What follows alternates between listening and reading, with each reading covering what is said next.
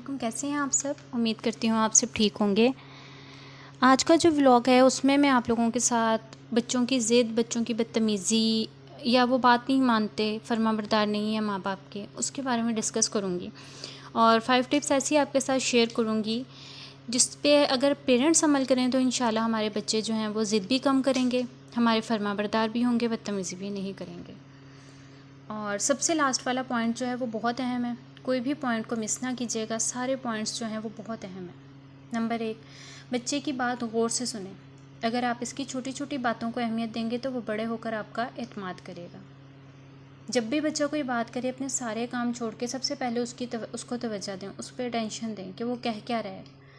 اس کے بعد کام تو ہوتے ہی رہتے ہیں سارا دن ماں کے، بعد میں کوئی کام کر لیں گے۔ نمبر 2، صرف منع نہ کریں، سمجھائیں بھی۔ یہ مت کرو کی بجائے کیوں نہ کرو بتائیں۔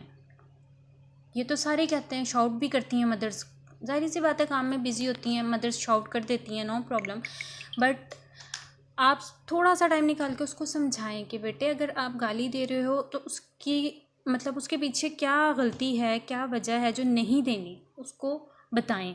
اگر کوئی غلطی کر رہا ہے وہ غلطی نہ کرو، کیوں نہ کرو، اس کو کیوں کا جواب دیں۔ نمبر 3، بچوں کو وقت دیں، موبائل رکھیں سائڈ پر اور دن کا کم از کم آدھا گھنٹہ صرف ان کے ساتھ گزاریں۔ ہم پیرنٹس کیا کرتے ہیں آج کل جو ہے اسکرول اپ اسکرول ڈاؤن میں ہمارا سارا دن شارٹس دیکھنے میں گزر جاتا ہے، لیکن یہ غلط ہے۔ ہم نے ہی بچوں کو ٹائم دینا ہے اور ہم ہی وہ ماں ہیں جس سے آگے معاشرہ جو ہے وہ بنے گا۔ اگر ہم ایک بچہ کوئی غلط اس کی پرورش کر رہے ہیں، اٹس مین کہ ہم آگے بہت سی نسلوں کو تباہ کر رہے ہیں۔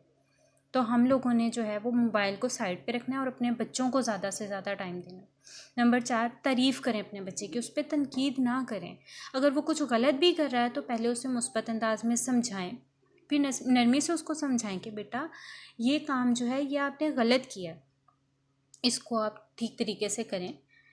پھر اس کی تعریف کریں گے، اس کو انکریج کریں گے تو وہ انشاءاللہ نیکسٹ ٹائم جو ہے وہ غلطی نہیں کرے گا۔ میرا بیٹا ہے، اس نے ہینڈ فری پرسوں چھپا لی تھی، پلو کے نیچے رکھ لی۔ اب اس نے مجھے کہا مما جی یہ ہینڈ فری ماما میں نے چھپا لی ہے، وہ اس کے بابا کی تھی، ظاہری سی بات ہے، غصہ ہونا تھا یا جو بھی۔ تو میں نے اس کو کہا بیٹے آپ زیادہ رسپانسیبل ہو، آپ زیادہ سنبھال سکتے ہو اس کو، آپ نہیں گم کرو گے۔ اس نے اسی ٹائم وہ ہینڈ فری نکال کے جو ہے مجھے دے دی کہ مما بس میں نے کھیل لیا، اب آپ یہ واپس رکھ لیں اور آپ اس کو سنبھال لیں۔ اگر پازیٹیو وے میں کسی بات کو ہم سمجھائیں گے تو بچہ اس کو جلدی پک کرے گا۔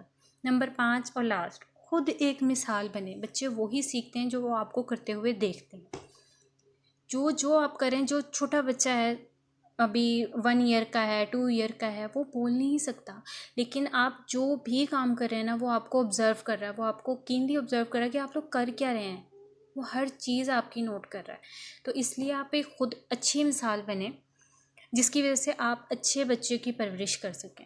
اور یاد رکھیں کہ بچے خالی صفحہ ہوتے ہیں، اس کو فل کرنا، اس کو بھرنا، جو آپ لکھیں گے نا وہی وہ زندگی میں آگے پڑھیں گے۔